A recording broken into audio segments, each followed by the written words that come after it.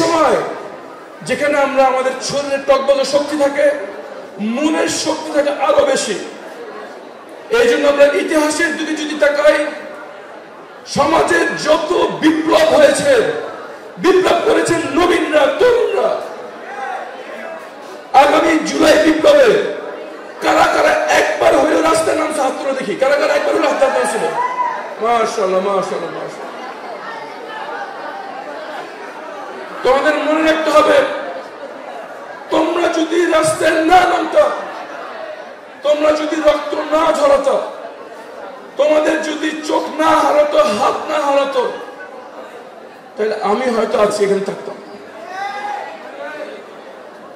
কিছুদিন পূর্বে আমি ছিলাম একটি অন্ধকার ঘরে, যেখান থেকে আমি বুঝতেও পারতাম না আজকে দিন না রাত। আমাকে বলা হতো না আমাকে কোথায় আটকে রাখা হয়েছে, আমাকে বলা হতো না আছে কয় তারিখ।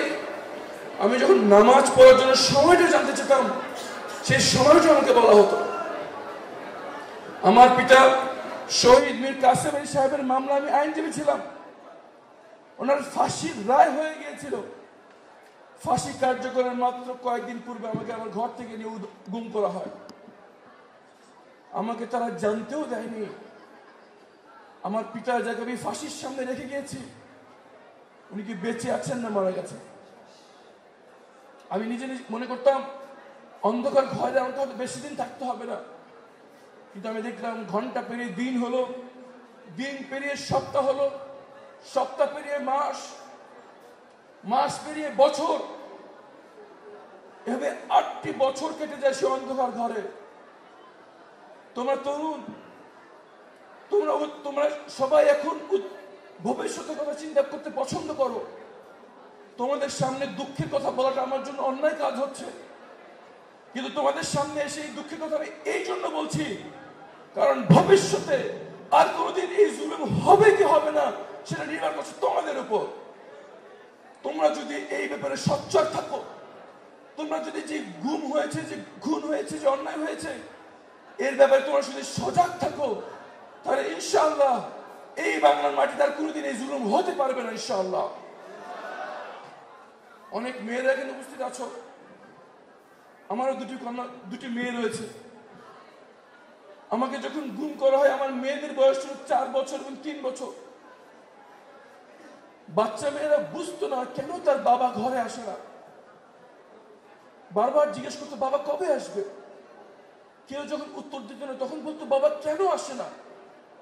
সবাই শুধু চোখের পানি মুছতো, কেউ উত্তর দিতে পারতো না।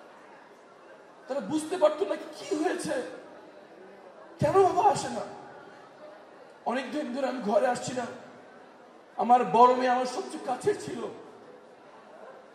যে বছর আমাকে গুম করা হয়, সেই বছর আমার বড় মেয়ে ক্লাসে ফার্স্ট হয়। সে ক্লাসে ফার্স্ট হওয়ার পর রিপোর্ট কার্ড নিয়ে দৌড়ে বাসায় আসে, এসে মাকে বলে মা অনেকদিন হয়ে গেল বাবা ঘরে আসতেছে না, এই দেখো আমি ক্লাসে ফার্স্ট হয়েছি, আমার এই রেজাল্টের ছবিটা তুমি বাবাকে পাঠাও। বাবা যখন দেখবে আমি ক্লাসে ফার্স্ট হয়েছি তখন আমাকে দেখতে আসবেই, না আসতে পারবে না, তুই এই কার্ডের ছবিটা বাবাকে পাঠাও। ও বুঝতো না কেন সবাই চোখের পানি বুঝে কেন ছবিটা বাবাকে পাঠায় না। রেজাল্টের ছবি দেখলেই তো বাবা ঘরে চলে আসবে তাকে দেখার জন্য। আমি গুম হওয়ার কয়েকদিন পর আমার ছোট মেয়েটা পরে হাত কেটে যায়, হাত থেকে দরদর করে রক্ত পড়ছিল। হাসপাতালে নিয়ে ওকে হাত সেলাই করতে হয়। যখন তার হাত সেলাই হচ্ছে তখন সে তার মাকে বলছে মা এই যে দেখো আমার হাত থেকে রক্ত পড়ছে, এই ভিডিও করে বাবাকে পাঠাও। বাবা যখন দেখবে আমার হাত থেকে রক্ত পড়ছে তখন ঘরে না এসে থাকতে পারবে না, দয়া করে একটু ভিডিওটা বাবাকে পাঠাও। সে চিৎকার করে কাঁদছিল, কিন্তু বুঝতে পারছিল না কেন এই ভিডিওটা বাবাকে কেউ পাঠাচ্ছে না। তার বাবা তো না এসে পারবে না এই বাচ্চার কাছ থেকে রক্ত ঝরছে দেখে। আমার বড় মেয়ে আমার সবচেয়ে কাছে ছিল, সারাক্ষণ আমার কোলে বসে থাকতে পছন্দ করতো। সে বছর পরে বছর অপেক্ষা করে আছে।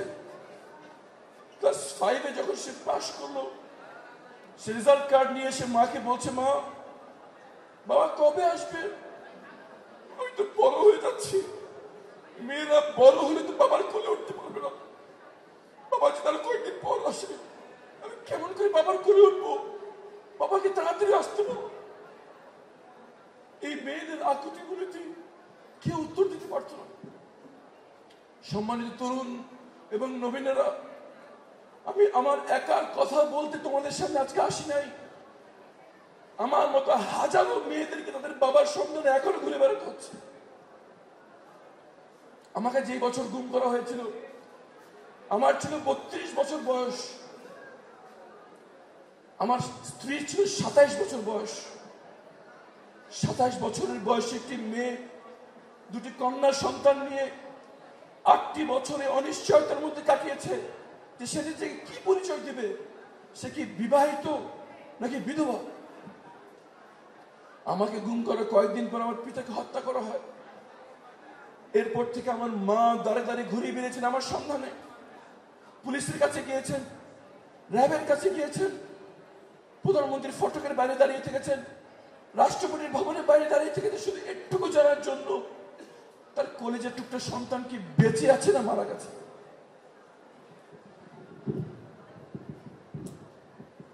আজও শত শত মা এখনো সন্ধান পায়নি তার কলেজের টুকরো সন্তানটা কি বেঁচে আছে না মারা গেছে।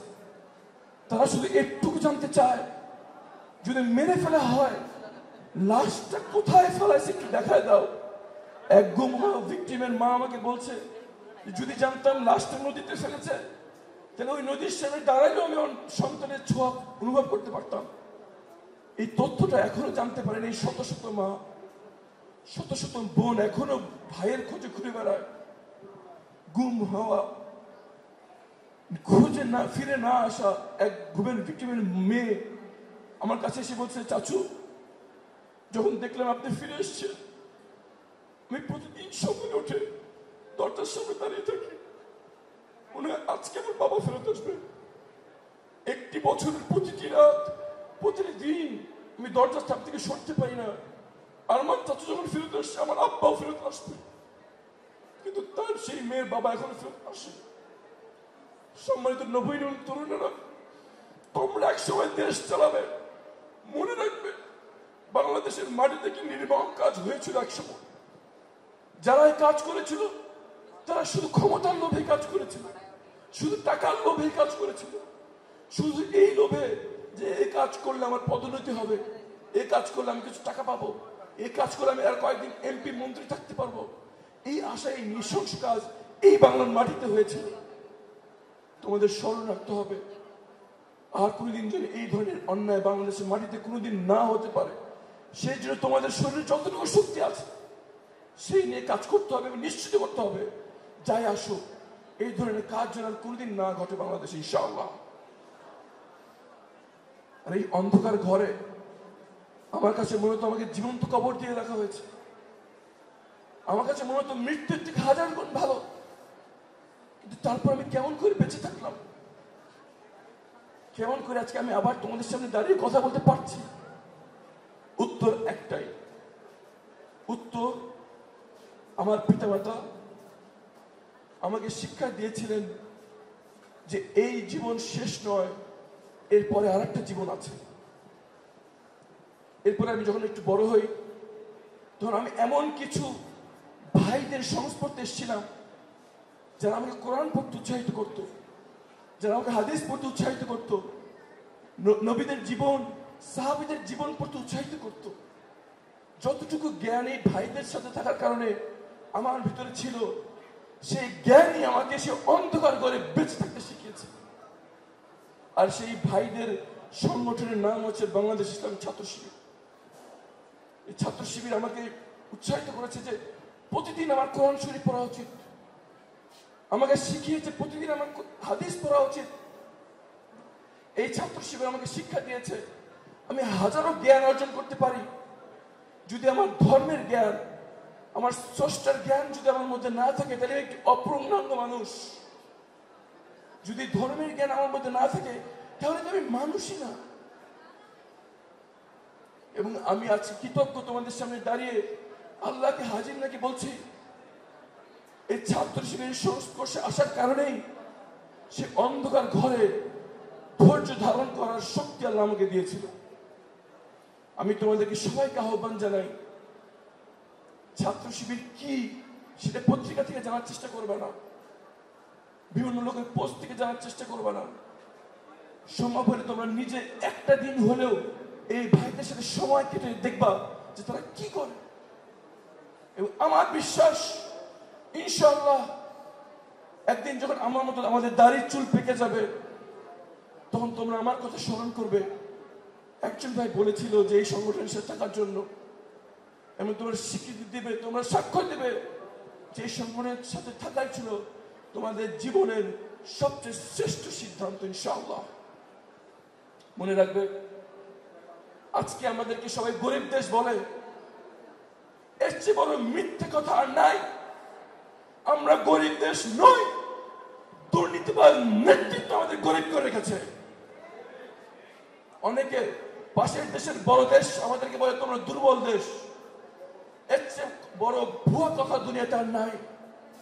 আমরা দুর্বল দেশ নই, ধ্বজভঙ্গ নেতৃত্ব আমাদের দুর্বল করে রেখেছে। তোমরা যদি আল্লাহর উপর তাওয়াক্কুল করতে পারো, সঠিক জ্ঞান অর্জন করতে পারো, আল্লাহ ছাড়া কাউকে ভয় করতে না শেখো, আল্লাহ ছাড়া কারো কাছে কিছু না চাইতে শেখো, তাহলে তোমাদের হাত দিয়ে এই বাংলাদেশ একটি সমৃদ্ধশালী ধনী দেশ হবে ইনশাআল্লাহ। তোমাদের নেতৃত্বে একদিন বাংলাদেশ ঐক্যবদ্ধ শক্তিশালী দেশ হিসেবে গড়ে উঠবে ইনশাআল্লাহ। তোমাদের জীবন তোমাদের সামনে পড়ে আছে। এই কয়দিন তোমরা কিভাবে কাটাবে তার উপর নির্ভর করবে বাকি জীবন, এবং এর পরের যে চিরস্থায়ী জীবন কিভাবে তোমরা কাটাবে। আমি আল্লাহর কাছে অন্তর থেকে দোয়া করি তোমরা এমন ভাবে এই যৌবনকে কাটাতে পারো যার কারণে বাকি জীবন হবে সুখ, শান্তি এবং আখিরাত হবে বিজয়ী দেশে ইনশাআল্লাহ। আমাদের সবাইকে একদিন আল্লাহর কাছে হাজির হতেই হবে। সেই দিন যেন আমরা সফলকামী হই। একদিন আমাদের জীবনের প্রতিটি মুহূর্তের হিসাব আল্লাহর কাছে দিতে হবে। সেই দিন সবচেয়ে মূল্যবান হবে এই যৌবনের সময়টা। যখন আমাদের দাড়ি পেকে গিয়েছে, আমাদের শরীর দুর্বল হয়ে গিয়েছে, আমাদের এখনকার ইবাদত হচ্ছে তোমাদের এই যৌবনকালের ইবাদত আল্লাহর কাছে 1000 গুণ বেশি প্রিয়। এই আসমান এবং জমিন যিনি নিয়ন্ত্রণ করেন, তিনি কি তোমাদের ক্যারিয়ারে সফলতা দিতে পারেন না? আসমান থেকে যিনি বৃষ্টি নামান, নদীকে যিনি প্রবাহিত করেন, তিনি কি তোমাদেরকে সমৃদ্ধি দিতে পারেন না দুনিয়াতে? সুতরাং আল্লাহর সন্তুষ্টি শুধু আখিরাতের জন্য নয়, দুনিয়ার সাফল্য আল্লাহর সন্তুষ্টির উপরে নির্ভর ইনশাআল্লাহ। এবং আজকে যারা আমাদের সনাতনী ধর্মের ভাই বোনেরা যারা উপস্থিত আছেন, অন্যান্য ধর্মের ভাই বোনেরা যারা উপস্থিত আছেন, তাদেরকে বলবো আপনাদের ধর্মীয় গ্রন্থ, আপনাদের আত্মবিশ্বাস নিয়ে আপনারা কনফিডেন্সের সাথে জীবনযাপন করবেন। মনে রাখবেন আমাদের সংবিধান কাউকে কোন ধর্মের সাথে বিশ্বাস করে না। সংবিধানের সামনে আপনারা সবাই সমান। সংবিধান প্রদত্ত অধিকার মাথা উঁচু করে আপনারা প্রয়োগ করবেন। মনে রাখবেন কারো করুণা, কারো সাহায্য দরকার নেই। সংবিধান যদি সমুদ্র থাকে তাহলে সবার অধিকারে সংবিধান রক্ষা করবে ইনশাআল্লাহ। একটি কথা বলে আজকে শেষ করব। আমাদের প্রতিটি দিন, বিশেষ করে যখন আমরা তরুণ থাকি, সবচেয়ে বেশি অপচয় যেটা আমরা করি সেটা হচ্ছে সময়ের। তরুণ থাকলে